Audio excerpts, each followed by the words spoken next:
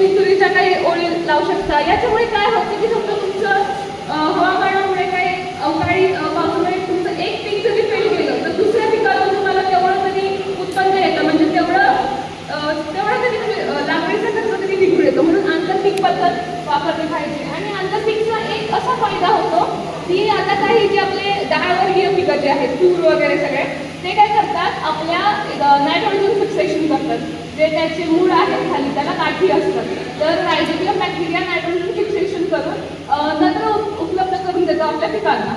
तर त्यामुळे काय होतं, आपलं जे दुसरं पीक होतं त्याला पण फायदा होतो आणि त्या पिकाला सुद्धा फायदा होतो. अशामुळे म्हणजे त्याला सोबत एकमेकांसोबत वाढ होते लोकांची आणि भरघोस उत्पन्न आपल्याला घेऊ शकतात. आणि उलट काही काही पिकं अशी असतात की त्याच्यामध्ये कॉम्पिटिशन होते.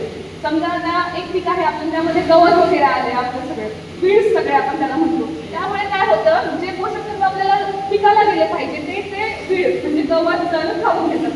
तर त्यामुळे अशी जी कॉम्पिटिशन तयार होते, लाईटसाठी कॉम्पिटिशन तयार होते, अजून स्पेससाठी कॉम्पिटिशन तयार होते, की त्यामुळे तसं बघून आपण पिकं सिलेक्ट केले पाहिजे, जेणेकरून दोन पिकांमध्ये कॉम्पिटिशन नाही झाली पाहिजे. आणि नंतर आपण आहे आता सेंद्रिय कर्ब, हा खूप मोठा प्रश्न आहे आजकाल. सेंद्रिय कर्ब जो आहे आपल्या मातीमधला तो खूप कमी झाला आहे, तर तो वाढवणे गरजेचे आहे. तर आपण तो कसा वाढवू शकतो सेंद्रिय कर्ब मृदेमध्ये? तर आपण एक कंपोस्ट यूज करू शकतो, म्हणजे आपला नेहमीचा पालापाचोळा आहे, शेणखत आहे, जी सगळी सामुग्री नॅचरल आपल्या शेतात सापडते ती सगळी एकत्र करून कुजवून ते आपण शेताला देऊ शकतो. तसेच शेणखत आहे, शेणखत तयार करून आपण दिल्याने सेंद्रिय कर्ब वाढण्यास मदत होते. अजून एक पद्धती आहे मल्चिंग म्हणतो आपण त्याला. एक तर प्लास्टिक मल्चिंग आहे किंवा आपल्या शेतात जो पालापाचोळा उपलब्ध आहे तोच पसरून द्यायचा, जेणेकरून काय होतं, मातीतला ओलावा टिकून राहतो आणि तो पालापाचोळा तिथं सडतो आणि सेंद्रिय कर्ब निर्माण होण्यास मदत होते. आता अजून एक आहे की आपले जैविक बॅक्टेरिया असतात, जसं की अझायटोबॅक्टर आहे, ते जर आपण टाकले मातीमध्ये तर त्यामुळे पण सेंद्रिय कर्ब वाढण्यास मदत होते.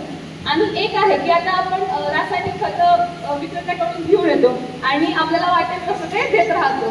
तर याच्या आधी सगळ्यात आधी काय करायचं, 2-3 वर्षातून तुम्ही सॉइल टेस्टिंग, माती परीक्षण आपल्या कृषी विभागाच्या पण लॅब आहेत तिथून करून घेणं गरजेचे आहे. जर आपण माती परीक्षण करून घेऊन आलो तर वेगवेगळे जे आहेत आपले घटक मृदेतील ते आपल्याला कळतात आणि कोणत्या म्हणजे आता पिकानुसार वेगवेगळे जे पोषक तत्वे आहेत ते गरजेचे असतात. तर त्या सॉइल टेस्ट रिपोर्टवरून आपल्याला हे कळू शकतं की कोणत्या पोषक तत्वाची या पिकासाठी आपल्याला गरज आहे. तर नेमकं जर तेच आपण रासायनिक खत तिथे टाकलं तर एक तर आपल्या रासायनिक खताची बचत पण होईल आणि जी आपण म्हणतो टॉक्झिसिटी, म्हणजे त्याला टॉक्झिसिटी पण होणार नाही आणि भरघोस जेवढं पाहिजे तेवढं आपण त्याला पोषक तत्व देऊ शकतो. म्हणून माती टेस्टिंग करणं हे खूप महत्त्वाचं आहे. आणि